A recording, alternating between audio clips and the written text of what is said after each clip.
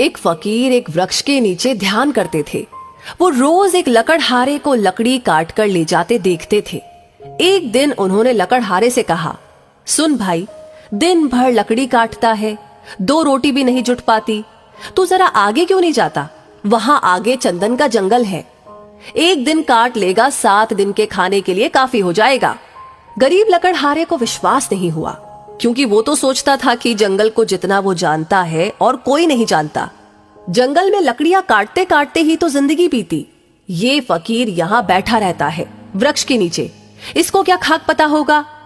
मानने का मन तो नहीं हुआ, लेकिन फिर भी सोचा कि हर्ज क्या है, कौन जाने ठीक ही कहता हो, फिर झूठ कहेगा भी क्यों। शांत आदमी मालूम पड़ता है, मस्त आदमी मालूम पड़ता है, कभी बोला भी नहीं इसके पहले। एक बार प्रयोग करके देख लेना जरूरी है। फकीर की बातों पर विश्वास करके वो आगे गया। लौटा तो फकीर के चरणों में सिर रखा और कहा कि मुझे क्षमा करना, मेरे मन में बड़ा संदेह आया था, क्योंकि मैं तो सोचता था कि मुझसे ज्यादा लकड़ियों के बारे में कौन जानता है, मगर मुझे चंदन की पहचान ही न थी। मेरा बाप भी लकड़हारा था, उसका बाप भी लकड़हारा था। हम यही जलाऊ लकड़ियां काटते काटते जिंदगी बिताते रहे। हमें चंदन का पता भी क्या, चंदन की पहचान क्या। हमें तो चंदन मिल भी जाता तो भी हम काट कर बेच आते उसे बाजार में ऐसे ही। तुमने पहचान बताई, गंध जतलाई, तुमने परख दी, मैं भी कैसा भागा, काश पहले पता चल जाता।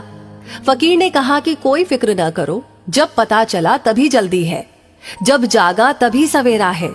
दिन बड़े मजे में कटने लगे। एक दिन काट लेता, 7-8 दिन 10 दिन जंगल आने की जरूरत ही न रहती। एक दिन फकीर ने कहा, मेरे भाई, मैं सोचता था कि तुम्हें कुछ अक्ल आएगी। जिंदगी भर तुम लकड़ियां काटते रहे, आगे न गए। तुम्हारे मन में कभी ये सवाल नहीं उठा कि इस चंदन के आगे कुछ और भी हो सकता है? उसने कहा कि ये सवाल तो कभी आया ही नहीं। क्या वाकई में चंदन के आगे भी कुछ है? उस फकीर ने कहा, चंदन के जरा आगे जाओ तो वहां चांदी की खदान है। ये लकड़ियां वकड़ियां काटना छोड़ दो, एक दिन ले आओगे, 2, 4, 6 महीने के लिए हो गया। अब तो वो फकीर पर भरोसा करने लगा था, बिना संदेह किए भागा। चांदी पर हाथ लग गए तो कहना ही क्या, चांदी पर हाथ लग गए तो कहना ही क्या। चांदी ही चांदी थी। 4-6 महीने नदारद हो जाता, एक दिन आ जाता, फिर नदारद हो जाता। लेकिन आदमी का मन ऐसा मूड है कि फिर भी उसे ख्याल नहीं आया कि और आगे कुछ हो सकता है। फकीर ने एक दिन फिर से कहा कि तुम कभी जागोगे भी कि नहीं, कि मुझे ही तुम्हें जगाना पड़ेगा? आगे सोने की खदान है मूर्ख। तुझे खुद अपनी तरफ से सवाल जिज्ञासा कुछ नहीं उठती कि जरा और आगे देख लूं?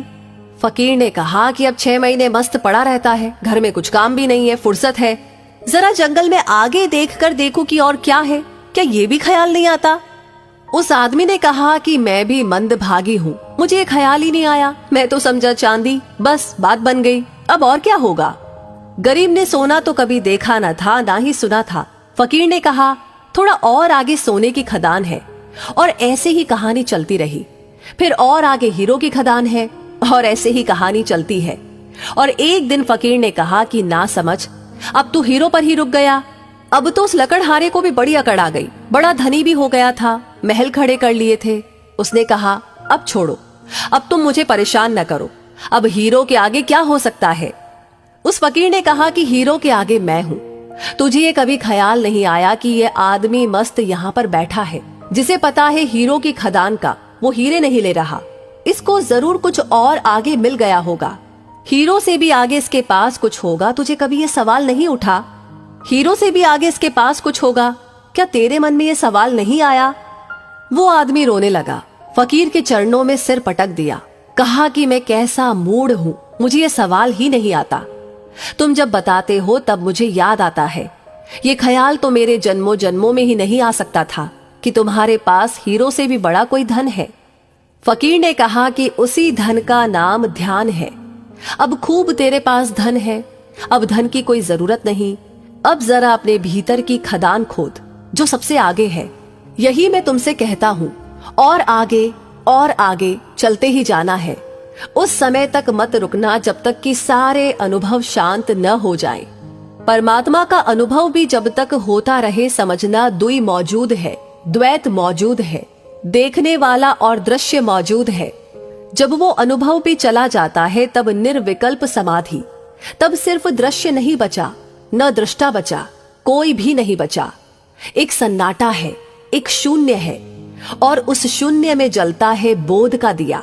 बस बोध मात्र, चिन्ह मात्र, वही परम है, वही परम दशा है, वही समाधि है। तो दोस्तों, इस वीडियो के बारे में आपकी क्या राय है हमें जरूर बताइएगा, और इस वीडियो को ज्यादा से ज्यादा शेयर जरूर करें।